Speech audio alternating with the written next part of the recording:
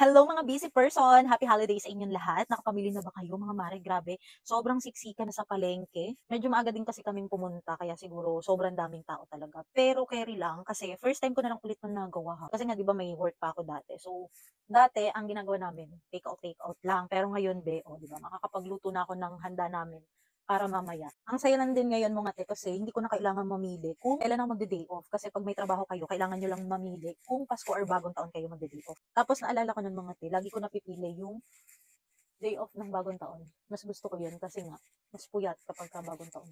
So ngayon mga te, after gawa ng video, yung mga kailangan nating gawa ng video, pagluluto na akes, 'di ba?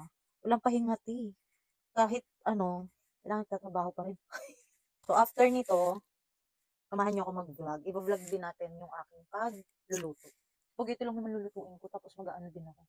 Salad. Ayan, hindi naman niluluto yung salad. Pero parang gusto kong gumawa ng maha blanca. Pag may nakita ko dito ng cornstarch, magmamaha blanca. Sobrang dry ng lips ko mga te. Ayan. Prep muna natin siya. Para mamaya pag naglagay tayo ng lipstick, boobs.